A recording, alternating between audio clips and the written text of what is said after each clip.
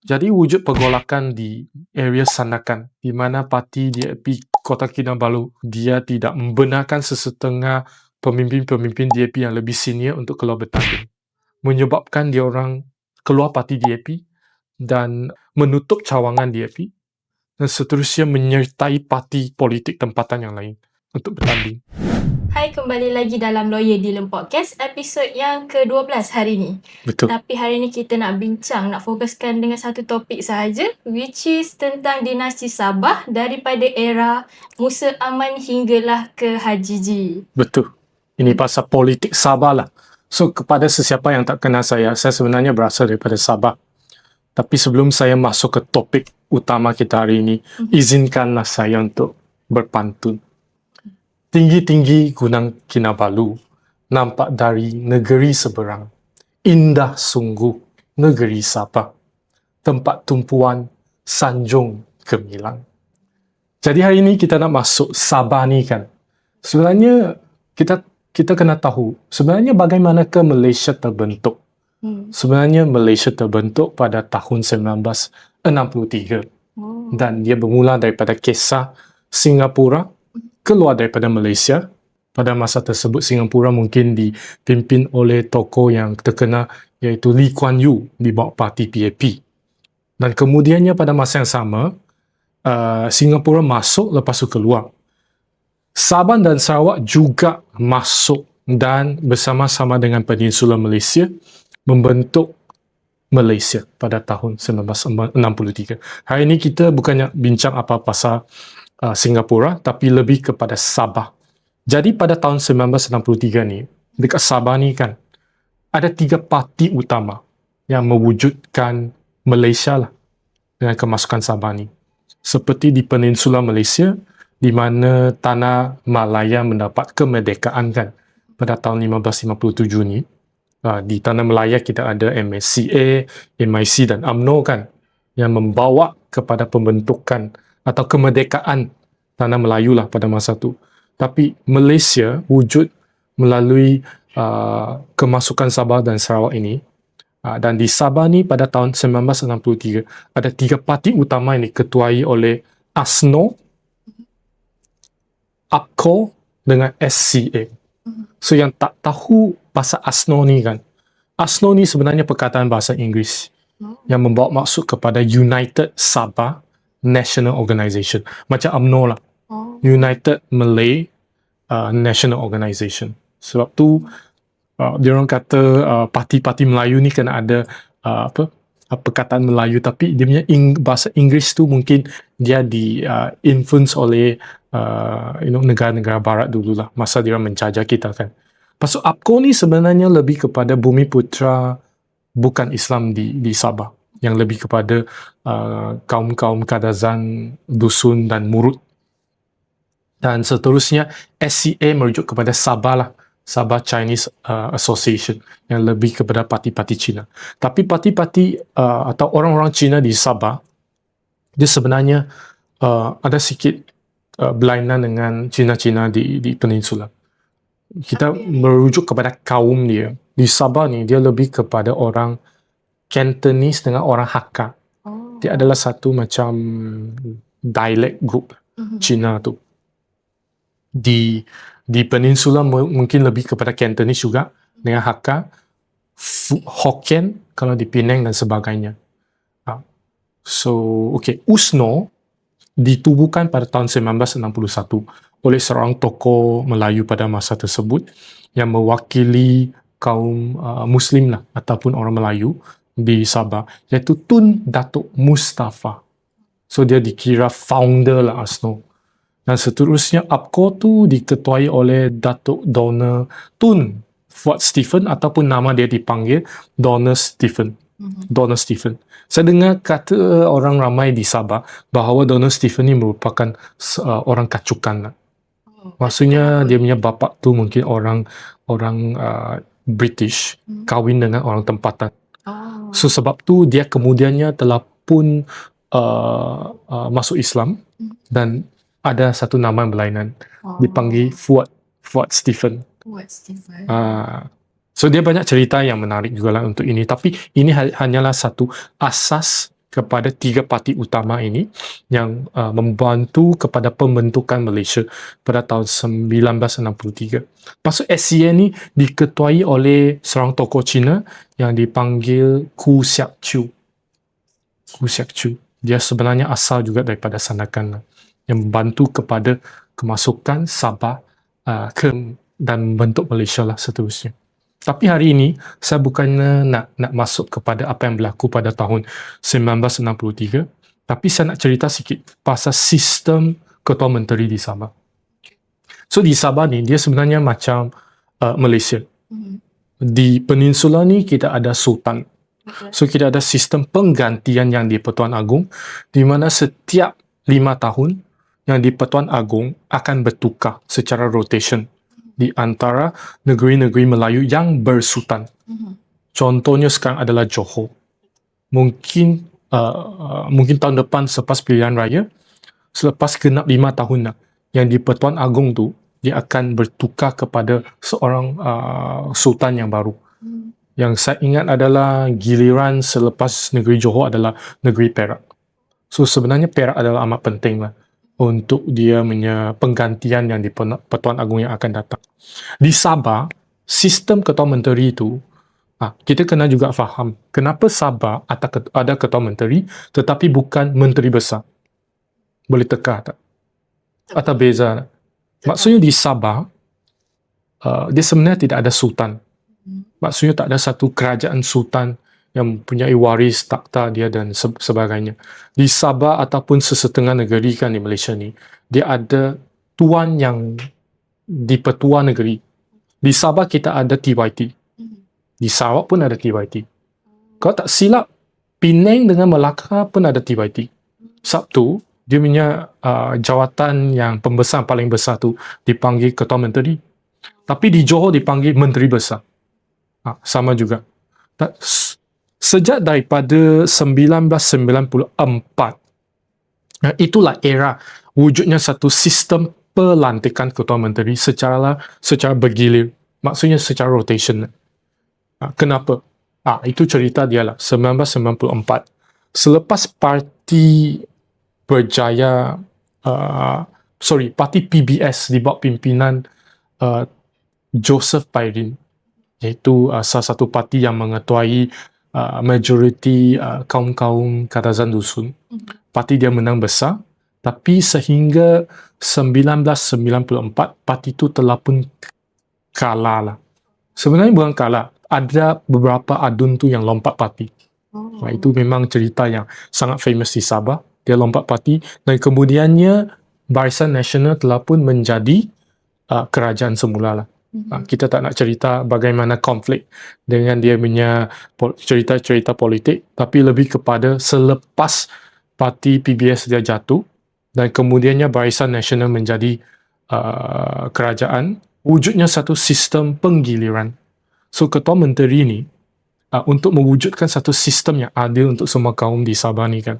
So setiap parti tu akan meletakkan satu calon sebagai ketua menteri, dan dia akan menjadi ketua menteri lebih kurang 2 tahun saja. 2 tahun je? Betul. Daripada dalam tempoh. Sebab pada masa tu mungkin politik masih lagi setiap orang masih lagi mempunyai satu hasrat untuk menjadi ketua menteri dan sebagainya, ataupun nak menjadi bos kan.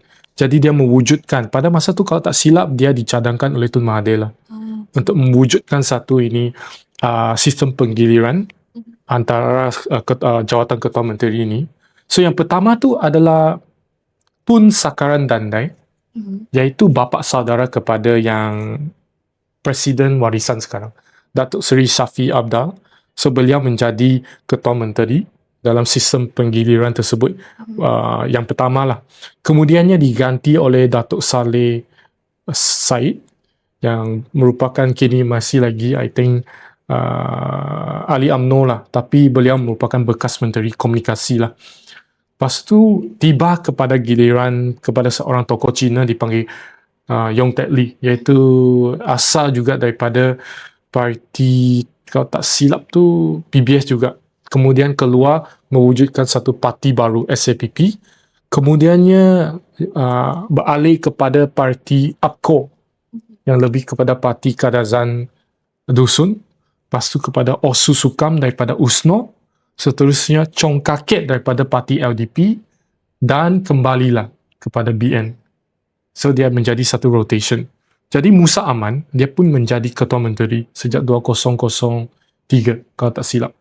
Dia pun itu yang menjadi satu isu juga, di mana sistem penggiliran ni telah pun ditamatkan oleh Tun Abdullah Badawi pada tahun 2004. So Musa Aman, dia pun menjadi Ketua Menteri daripada 2003 sehinggalah kerajaan Sabah Barisan Nasional dia jatuhlah pada tahun 2018 ketika era perubahan kerajaan Barisan Nasional daripada landscape federal dengan negeri juga. Okey, kita kena faham kenapa sistem penggiliran ini dia telah pun dihapuskan. Okey, yang pertama adalah setiap menteri, ketua menteri ni, dia hanya ada 2 tahun. Jadi setiap 2 tahun ni, untuk dia belajar agensi-agensi, dia punya skop kerja, dah mengambil 1 tahun lebih. Betul.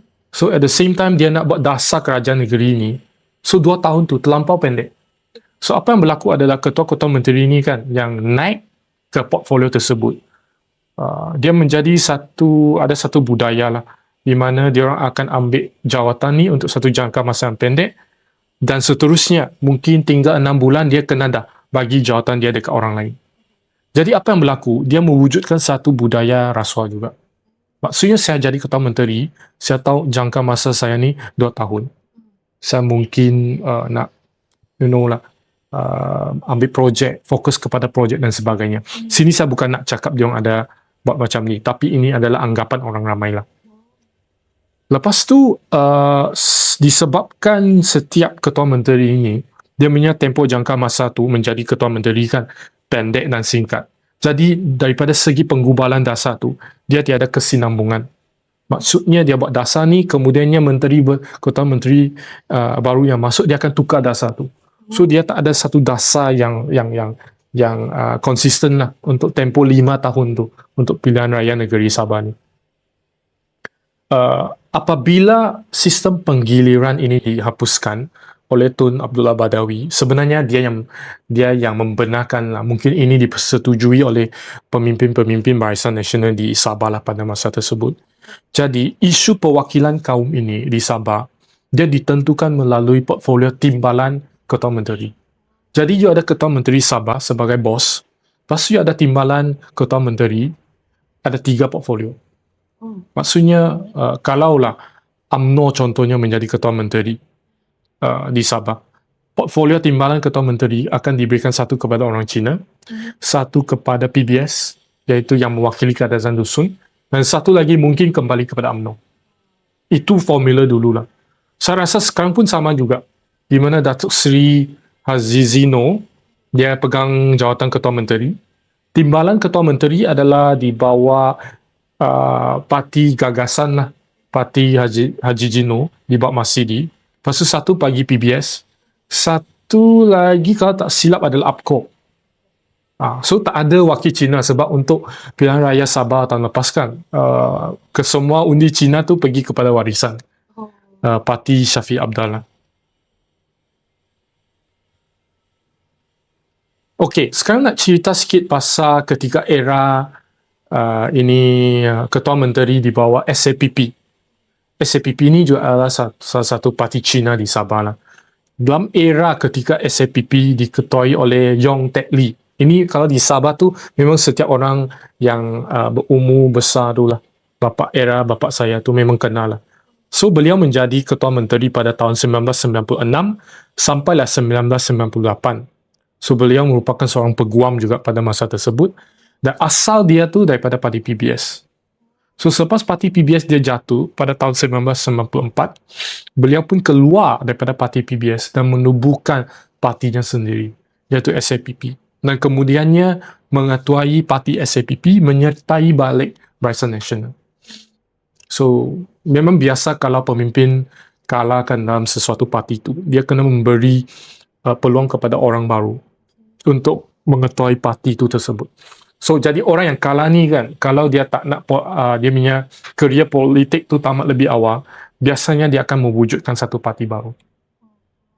Betul. So, bila tiba giliran orang Cina dalam proses penggiliran ni kan, Yong Tek Li sebagai SAPP dalam komponen Barisan Nasional telah pun dilantik sebagai Ketua Menteri lah pada Mei 1996. Dan beliau dianggap sebagai seorang teknokrat yang berwajah profesional disebabkan beliau merupakan seorang peguam pada masa tersebut. Tapi pada era beliau ada sikit yang kesulitan jugalah, di mana beliau terpaksa berdepan dengan krisis kewangan Asia, iaitu Asia Financial Crisis lah, pada tahun 1997 tersebut. Lepas tu tak banyak berita lah banyak SAPP ni, kecuali pada tahun 2008 ni. Walaupun pada masa tersebut SAPP merupakan salah satu parti komponen di Sabah, pada 2008 ni SAPP telah secara terbuka bersuara menentang Barisan Nasional pada 2008, di mana beliau telah mengisytihar parti tersebut untuk keluar daripada Barisan Nasional menentang kepimpinan Abdullah Badawi. Jadi tindakan beliau telah menyebabkan dua ahli SAPP telah pun menyertai parti gerakan yang pada masa tersebut adalah salah satu adalah, kalau tak silap, adalah Raymond, YB Raymond, yang merupakan timbalan Ketua Menteri. Dan seterusnya salah seorang YB Adun Ilapora lah, di kawasan saya punya hometown, telah pun menyertai parti gerakan. Itulah era di Sabah tu di mana kita boleh lihat pemimpin-pemimpin Cina ni dia berpecah lah. Tapi di politik ni memang biasalah. Kalau you dah sampai satu level tu, you memang nak autonomi sendiri, kuasa sendiri. Kalau you tak setuju dengan pihak atasan tu, you memang akan keluar sendiri dan mewujudkan mungkin you punya parti sendiri dan sebagainya. Tapi apa yang buat era Yong Tek Li ni berbeza dengan isu hubungan Sabah dengan kerajaan pusat? Yong Tek Li ni sebenarnya isu dia, actually di Sabah ni tak ada banyak berita pasal Yong Tek Li. Cuma dia mewakili orang Cina daripada kumpulan Hakka. Jadi dia pandai berbahasa Hakka. Jadi dia dianggap jugalah sebagai salah satu perwakilan Cina pada masa tersebut lah. Tapi untuk maklumat saya, dia tak ada apa-apa major projek ataupun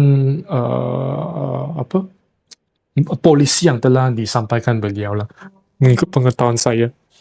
Okay, seterusnya Chong Kak-kek adalah daripada parti LDP, salah satu parti Cina juga lah, yang di Sabah ni ada LDP dan SAPP, yang dua-dua parti ni bersaing untuk mendapatkan undi Cina lah. So Chong Kak-kek ni, setahu saya dia juga merupakan seorang peguam. Dia kalau tak silap habis belajar daripada New Zealand. Seorang peguam yang sangat bijak dan pandai, first class honours, dan beliau pernah menjadi Menteri Persekutuan sewaktu era Tun Dr. Mahathir. So kalau tak silap dia pernah menjadi bekas Menteri Persekutuan sebagai menteri di bawah Jabatan Perdana Menteri. Lepas tu beliau kembali di bawah sistem penggiliran ini, dia pun menjadi Ketua Menteri lah Sabah daripada 2001 sampailah 2003 tu. Selepas itu, sebenarnya tak ada apa-apa yang menarik juga pasal beliau lah. I think dulu tu orang tak keep banyak pasal perkembangan polisi dan pencapaian dan semua tu. Tapi selepas beliau tidak lagi menjadi Ketua Menteri, wujudnya satu isu kontroversial berkaitan dengan pembinaan patung Mazu di Kudat pada tahun 2006. Dia sebenarnya adalah beragama Buddhis kan. Patung Mazu tu dia lebih kurang macam satu patung Buddhis lah. Untuk sembahyang. Macam untuk orang yang beragama Buddhism lah. So di Kudat tu adalah satu kawasan di bahagian atas Sabah tu yang mempunyai pantai yang sangat cantik. So dia pada masa tersebut merupakan Menteri Pelancongan di bawah Kabinet Musa Aman. So beliau nak membina patung Mazu ni, tapi mendapat kengkangan lah dan halangan daripada kerajaan negeri Sabah lah, disebabkan isu keagamaan. Jadi sebagai tanda protes, so beliau telah pun meletakkan jawatan sebagai timbalan Ketua Menteri. Dan seterusnya, tak silap tu dia bersara daripada arena politik di Sabah lah. Jadi kemudian parti LDP telah pun diambil alih kalau tak silap oleh Presiden seterusnya Lee Wee Kyung. Lee Wee Kyung telah pun meninggal lah. Kalau yang masih ingat tu beliau merupakan bekas ahli parlimen Batu Sapi. So beliau telah pun meninggal dunia. Dan sebelum beliau meninggal dunia, beliau merupakan Menteri Undang-Undang di bawah Kabinet Tun Mahathir yang kedua. Kiranya dia sendirilah nak letak jawatan. Betul. Atas sebab dia dulu kan bos Musa, sekarang bos Musa dah jadi bos. Dia dianggap jadi rakan kabinet lah. Tapi kalau ada pencanggahan polisi pandangan tu, biasa dia letak jawatan. Kalau tak silap dia merupakan salah seorang menteri di peringkat negeri maupun federal yang pertama sekali meletak jawatan. Maksudnya sebagai ahli politik, you kan dah jadi menteri semua kan. Jadi untuk you letak jawatan ni, dia akan menjadi satu persoalan lah. Sama ada you terlibat dalam rasuah ke, atau you letak jawatan disebabkan prinsip politik you berlainan ke. Dia ni letak jawatan disebabkan prinsip politik berlainan lah. Sama juga dengan Rafizi Ramli, dengan Nik Nazmi. I think Zahid Ibrahim dulu pun dia letak jawatan juga. Okay, sekarang kita masuk dinasti Musa Aman ni. So, siapakah sebenarnya Musa Aman? Semua orang pun tanya.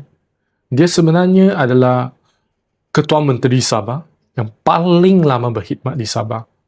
Sejak 2003 sampailah 2018. Dan kini beliau merupakan TYT Sabah. Jadi 15 tahun dia menjadi Ketua Menteri dan berkhidmat juga sebagai Menteri Kewangan di Sabah. Of course lah, nama beliau ni pun agak popular jugalah di kalangan rakyat Sabah tu. Yang tengok tu tahulah.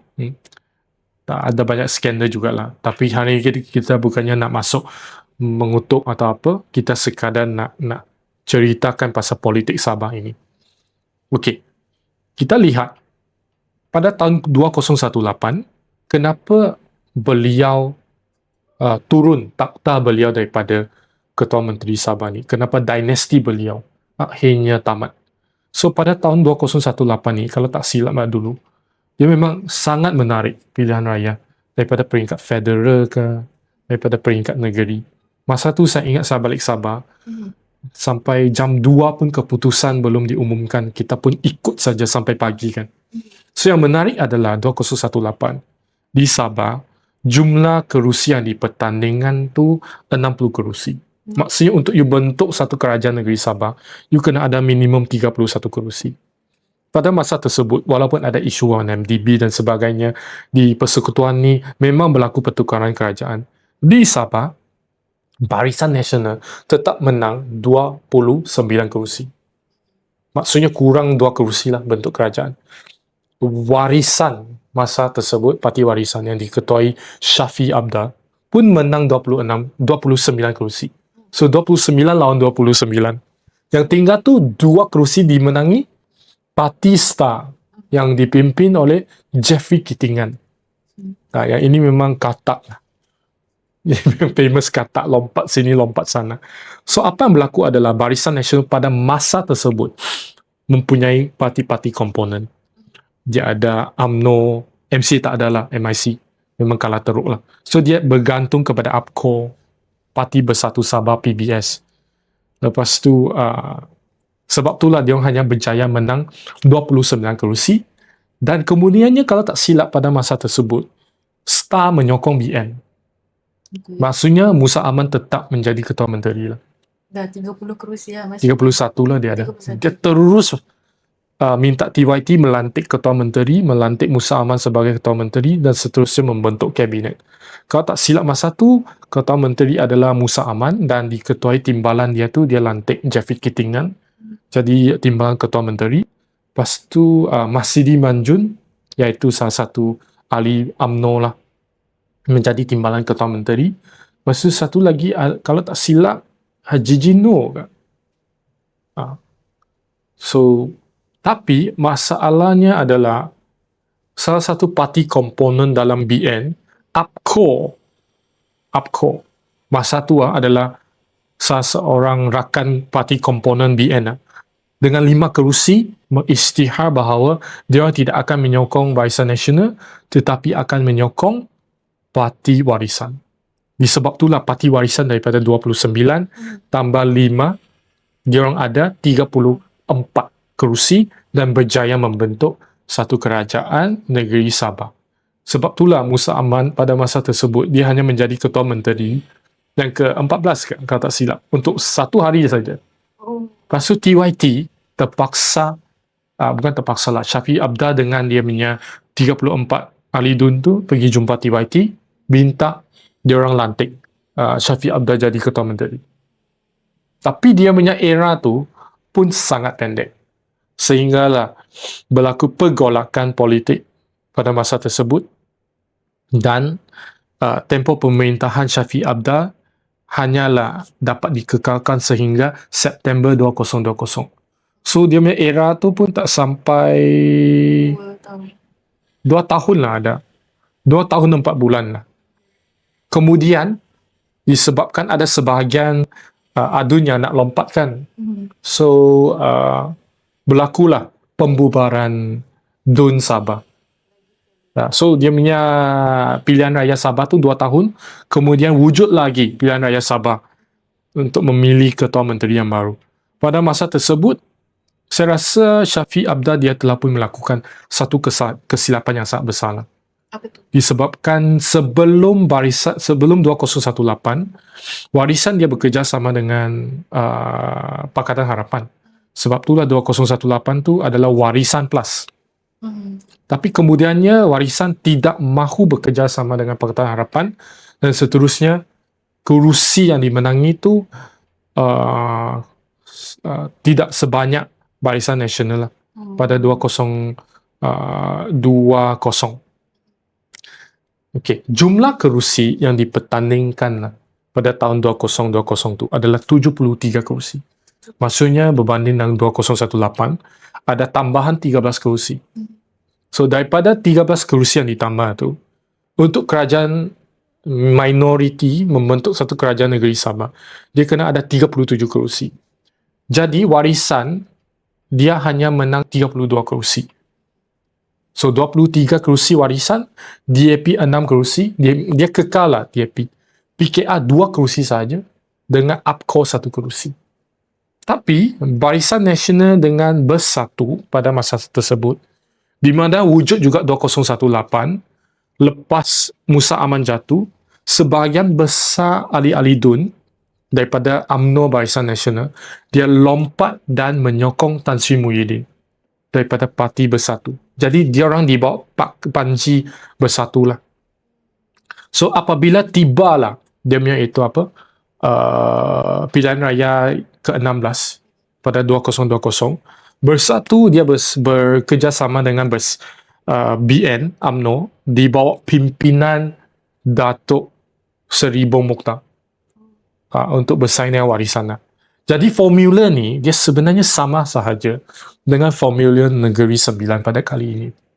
Dua perikatan utama bekerjasama untuk mendapatkan undi supaya dia orang boleh dengan senang membentuk satu kerajaan negeri. Jadi untuk pilihan raya Sabah ni pada masa tersebutlah memang boleh lihat Parti Warisan dengan kerjasama daripada DAP, PKR dan APCO memang tidak akan dapat membentuk kerajaan. Dan itu memang terteralah di dalam keputusan pilihan raya yang ke-16 ni. Di mana BN bersatu dengan PBS bekerjasama.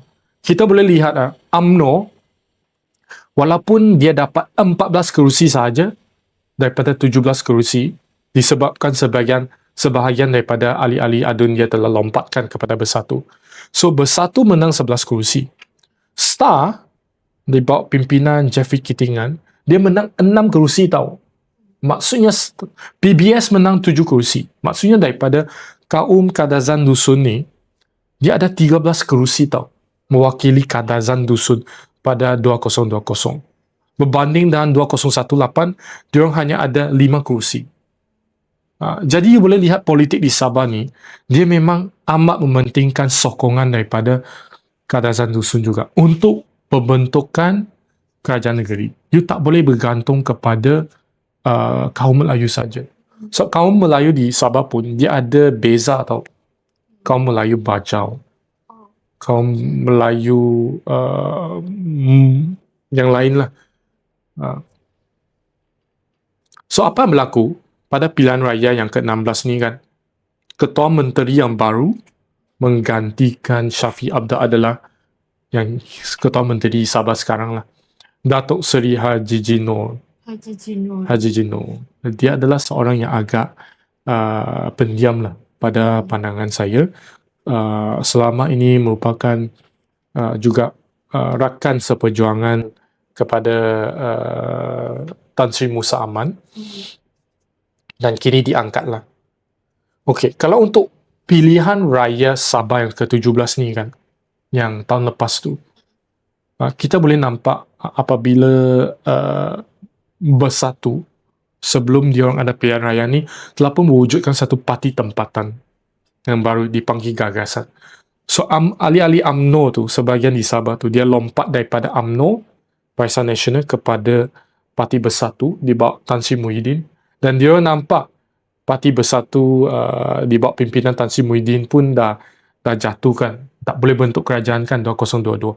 Diorang pun membentuklah Parti Gagasan di Sabah, dan strategi diorang telah pun mewujudkan kemenangan. Sebab kenapa? Yang saya boleh lihat adalah pertama adalah parti di atau pengundi-pengundi di Sabah, diorang lebih mementingkan parti tempatan. Kalau you adalah parti tempatan, kita akan sokong. Jadi ke semua parti-parti semenanjung lah kita panggil, DAP ke PKR ni, kecuali lah you punya pemimpin tu memang dikenal ramai, you memang akan kalah teruk pada pilihan raya ke-17 tu. Itu yang pertama. Kedua tu adalah kita lihat wujud pergolakan dalaman. Maksudnya setiap parti yang ada jawatan menteri seperti DAP ni kan, dia dah ada kuasa kan. So banyaklah ahli-ahlian nak ambil kuasa tu, dia nak jadi ketua lah. Jadi wujud pergolakan di area Sandakan, di mana parti DAP Kota Kinabalu, dia tidak membenarkan sesetengah pemimpin-pemimpin DAP yang lebih senior untuk keluar bertanding, menyebabkan dia orang keluar parti DAP dan macam mana kata, menutup cawangan DAP dan seterusnya menyertai parti politik tempatan yang lain untuk bertanding. Itu yang saya lihat. Tapi daripada tadi saya dengar macam daripada satu parti lompat ke parti lain semua tu kan? Betul. Di Sabah memang famous. Siapa orang Sabah ni kalau cakap pasal parti lompat ni, kalau ada satu trofi lah, negeri Sabah tu akan menang nombor satu lah.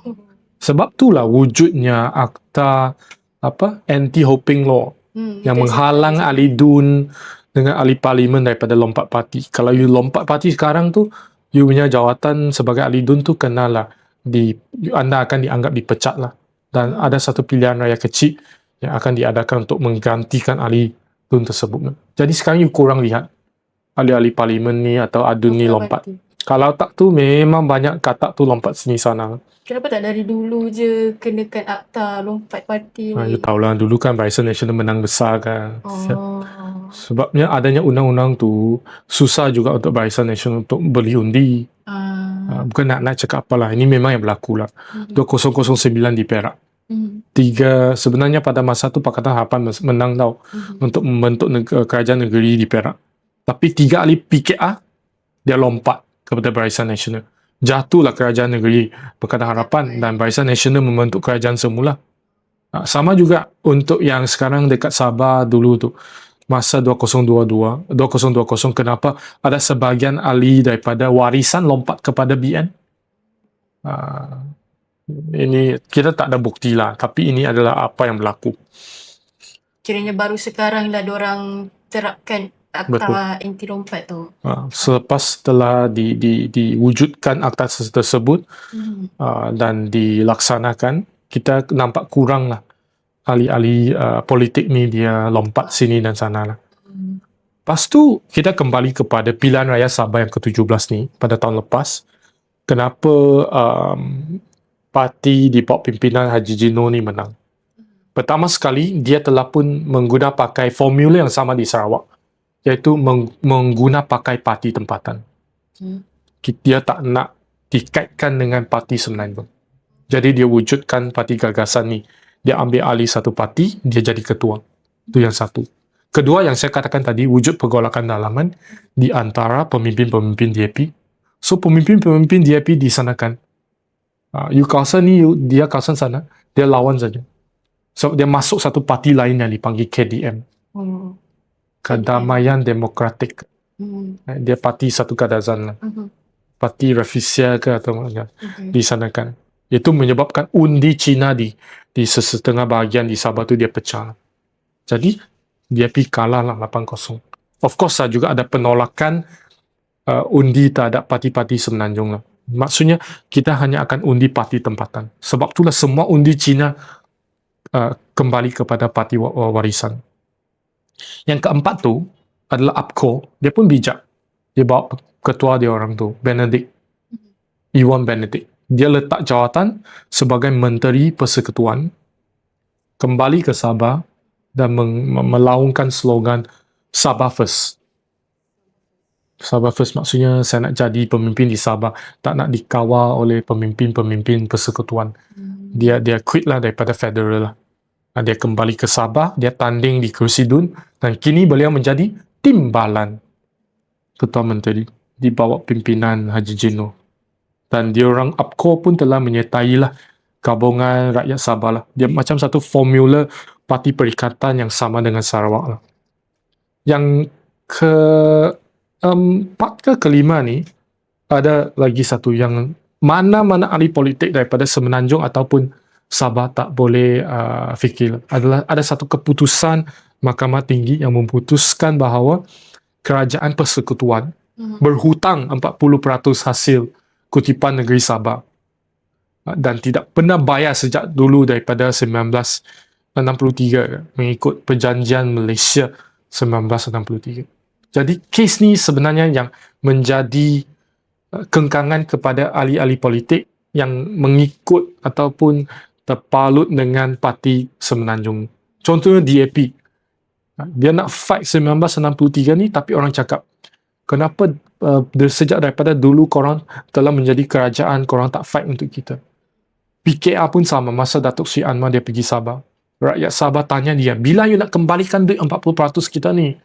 Ni bukan dalam MA 63. Datuk Seri Anwar pun cakap, kita akan bagi tapi kena tengok, kena study. So orang tempatan tak terima lah alasan-alasan ini. Dan selepas pilihan raya Sabah ni, ini yang akan menjadi satu impact juga kepada pilihan raya umum nanti. Dia umumkan akan bagi 40% tu. Tapi kemudiannya telah pun digantungkan keputusan untuk bagi. Katanya kerajaan persekutuan akan menilai semula 40% tu untuk cek balik formula dia dan sebagainya. Jadi saya rasa pilihan raya umum untuk parlimen tu di Sabah tu lah, undi-undi memang akan kembali kepada parti-parti tempatan. Kalau you hantar parti-parti Semenanjung, DAP ke, PKR ke, Amanah ke, MCA ke, akan kalah. UMNO mungkin menang. Tapi untuk yang parti-parti Semenanjung ni memang susah sikit nak menang. Okey, kita kaji sikit dulu. Kerusi yang dipertandingkan pilihan raya Sabah yang ke-17 pada tahun lepas kan, 2025 ni. So, GRS menang 29 kerusi. Walaupun dia jatuh daripada 38 kerusi. Maksudnya sebahagian kerusi dia telah pun dimenang oleh warisan. Warisan pula daripada 14 kerusi meningkat kepada 25 kerusi. Maksudnya dia tambah 11 kerusi. Daripada 11 kerusi ni, ada 8 kerusi adalah datang daripada DAP. Maksudnya DAP dia kalah kosong tau. Kesemua 8 kerusi DAP kembali kepada warisan. Tapi warisan maupun JRS tetap tidak mempunyai 37 kerusi minimum untuk membentuk satu kerajaan negeri Sabah. Jadi apa yang berlaku adalah JRS ataupun Parti Gagasan terpaksalah bekerjasama dengan UMNO, terpaksalah bekerjasama dengan APCO yang ada 3 kerusi, PKR 1 kerusi dan saya rasa dikerjasama dengan UMNO lah. So JRS 29 tambah 6 tambah PKR 1, tambah UPCO 3, dia mempunyai kerusi yang mencukupi lah untuk membentuk satu kerajaan negeri Sabah. Dan di negeri Sabah ni kan, kalau you telah membentuk satu kabinet Sabah, di bawah perlembagaan negeri Sabah, dia ada satu peruntukan yang membenarkan lantikan adu. Maksudnya, you tak dipilih sebagai ahli adu pun, you boleh dilantik. Jadi dia lantik lagi 6 adun telah dilantik di bawah. Jadi daripada berapa? 28 ke 39 campur 6. Dia ada 45 kursi. Jadi dia tak perlu bimbang orang luar tu. Di warisan jadilah parti pembangkang terbesar lah. Jadi pada pandangan saya lah, sebenarnya ini pun bagus juga. Kalau you membenarkan satu parti kan, ataupun satu perikatan untuk menang besar, dan you tak ada pembangkang, you kena faham juga untuk satu sistem demokrasi yang mature kan, you perlukan satu parti pembangkang yang kuat. You tak boleh hanya ada satu parti kerajaan yang besar dan kuat dan tidak mempunyai parti pembangkang untuk menembak polisi-polisi kerajaan. Okey, pada pandangan saya, untuk pilihan raya umum yang akan datang, sekarang kita ada pilihan raya Johor yang berakhir Barisan Nasional menang besar 48/56%. Seterusnya kita ada Negeri Sembilan. Saya dengan kata saya bahawa PN dengan PN akan membentuk satu kerajaan negeri. Mungkin Pakatan Harapan akan ada 11 kursi, tapi dia tetap akan menjadi pembangkang di Negeri Sembilan. Itu pandangan saya. Dan saya bersetuju juga dengan pandangan sesetengah ahli akademik seperti On Ken Meng, bekas Menteri MITI, bekas ahli DAP yang mengatakan sedemikian. Disebabkan kalau you lihat undi-undi Negeri Sembilan, 2 parti perikatan yang besar ni, dia campur dia undi Melayu. Banyak kawasan tertentu yang undi Melayu lebih daripada 50%. Sekiranya Pakatan Harapan tidak dapat undi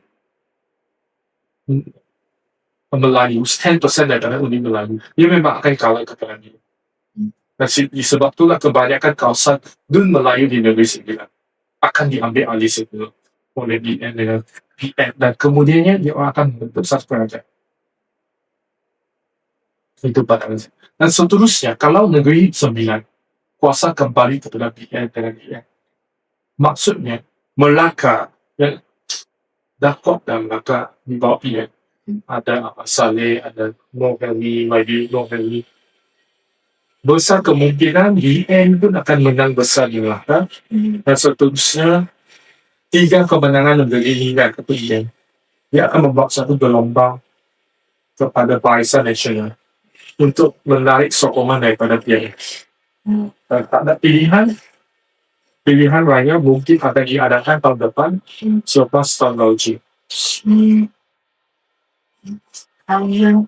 Betul. Sebab pilihan raya Melaka dengan Sarawak mesti juga diadakan tahun ini. Kalau tak silap, lepas Negeri Sembilan ni, Melaka dengan Sarawak akan mengadakan pilihan raya negeri. Jadi, dua tu serentak ataupun Melaka dengan Sarawak? Tak sure. Saya ada satu feeling akan serentak. Dia akan mengambil ini, sebab kalau dia adakan di Melaka, maksudnya pemimpin dari Pakatan Harapan, dia terpaksa meluangkan masa di Melaka. Pada masa Sabah, kalau di Sarawak pun dia adakan satu pilihan raya negeri yang sama. Ini pemimpin dia tak boleh terbang ke tempat. So fokus dia hilang. Kalau saya adalah Abang Jo lah di negeri Sarawak, saya akan memilih untuk mengadakan pilihan raya negeri serentak di Melaka dan di Sarawak. Tapi tak takutlah kepada Suruhanjaya pilihan raya itu. Dia menetapkan tarikh pengundian ataupun pilihan raya untuk kedua-dua negeri ini pada satu tahun yang sama lagi. Okey, dan last sekali, isu LPT. You kena LPT. Uniform Mahdi, ada satu yang selalu buat video untuk kerajaan. LPT ni, isu dia tu kenapa dia sekarang keluar buat video dan buat protes kerajaan dan menyertai Perikatan Nasional dan sebagainya. Dia ditangkap, berikan rasuah di Sabah. Oh. Dia ada kes lesen, pemberian lesen pelonggongan mineral di Sabah. Di mana kini dia didakwa di Seksyen 16A, kurungan A, di bawah MSCC Act. Di mana Albert Teny ditangkap dan didakwa memberi rasuah. Manakala ada 2 ahli adu di Sabah ditangkap dan didakwa menerima. Dia memberi. Dan 2 adu di Sabah tu didakwa menerima. Sebab tu walaupun dia telah pun dijamin keluar daripada mahkamah, dia tetaplah membuat sebuah kes ni. Saya rasa pandangan dia adalah untuk mendapat perhatian orang ramai dan supaya dia nak desaklah mungkin kerajaan-kerajaan sekitar ni mungkin oleh kuasa politik menggugurkan kes dakwaan beliau. So pada pandangan saya, dia bukannya satu individu yang tiba-tiba menjadi angel nak melawan rasuah dan sebagainya. Ini budak yang membudihkan rasuah sejak daripada awal. Dia bukannya nak membantu negara ni untuk jadi maju tu. Bagaimana orang yang didakwa memberikan rasuah sekarang tiba-tiba dia nak jadi anti rasuah dan sebagainya. Dia nak dapatkan sokongan orang ramai untuk digugurkan pendakwaan sahaja. Itu sahaja pasal isu Albert Teny. Saya nak cakap sebab orang tak tahu kenapa dia anggap Albert Teny satu hero di pandangan orang ramai. Dia ni lawan rasuah, dia boleh digunakan untuk lawan dia. Bukan dia buat sesuatu untuk dirinya sendiri. Dengan diri sendiri lah. Okey, saya rasa hari ini kita pun telah masuk banyak juga berkenaan dengan Sabah. Kalau ada masa, kita akan masuk kepada episod kedua Kerajaan Negeri Sabah. Mungkin saya akan cerita pasal pembentukan Malaysia dan juga era berjaya dengan berjasa antara Datuk Mustafa Harun dan kemudiannya kerajaan PBS menjadi kerajaan negeri dan kejatuhannya pada tahun 1994 pada episod akan datang. Okey, kita jumpa lagi di episod